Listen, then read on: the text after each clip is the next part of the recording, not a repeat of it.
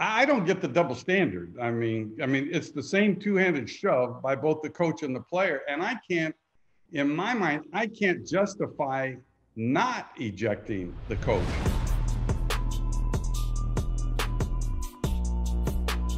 Hey, I'm Dean Blandino. That's Mike Pereira. This is last call back for another season of NFL and college football. A lot to talk about. And one of the plays that got people talking, I know my man Charles McDonald tweeted about it, and Charles thinks the coaches should keep their hands to themselves. This was the Chiefs-Browns game. Mike, what did you see? What's your take on this whole altercation that happened at the sideline in the Browns-Chiefs game? It's kind of like one of those things was, oh my gosh, you never know on a Sunday what might happen. I haven't seen this very often. You think back of Woody Hayes, in college when he took a punch at a player.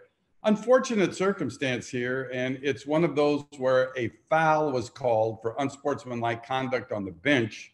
And anytime, right, Dean, that you have a call like that could involve a disqualification, New York can get involved. And I think, as I recall, there was a delay and nobody was quite sure what was being enforced, what was being penalized. And in the end, they added disqualification of Harris.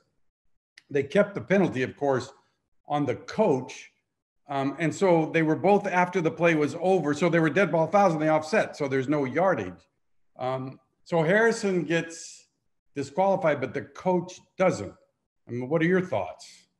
Well, it's interesting because I think the initial call, right, on the field, the officials only penalized the Kansas City bench. They had the penalty for the coach, Greg Lewis, former NFL player from the Chiefs staff, and he shoved Harrison, who it looked like, as you start to watch the video, it looked like he was stepping on the Chiefs player on the ground.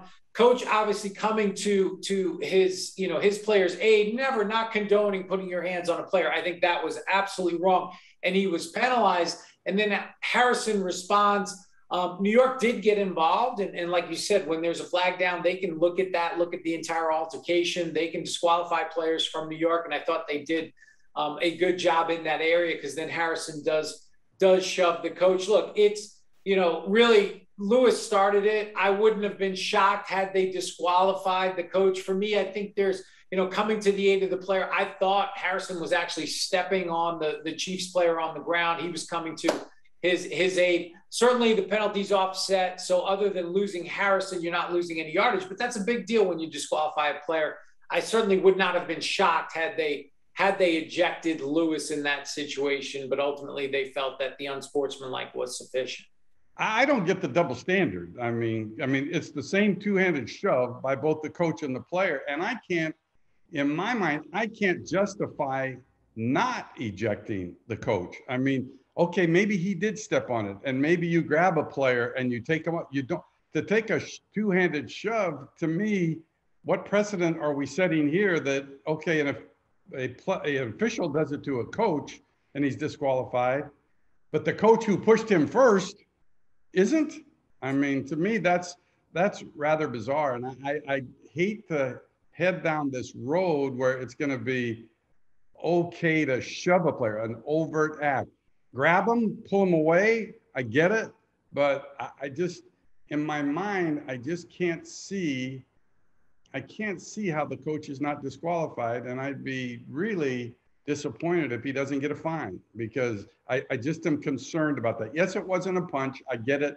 It wasn't a Woody Hayes type punch, but you could make a case that you had an altercation between players and then it was a coach that stepped in and did that. And I see that. You keep mentioning Woody Hayes. You might be the only person who was alive back then when Woody Hayes did what he did, but might be true. That might be true. I look at it. It was, and certainly, look, like you said at the start, this isn't something that happens very often, and you certainly don't want to set a precedent. I think it was more of a hey, get off my player type deal. I'm sure the league is reviewing it. They're reviewing it right now. They're looking at it for potential discipline, and so I would imagine something will come out of this, and we'll see if there's anything for additional for Harrison or Greg Lewis for this altercation. I mean, I remember watching Newt Rockney actually push a player, and what the heck, he didn't even get a penalty. You know, that's how. Well, that's old school. It's a new world. New world. 2021. Can't do that.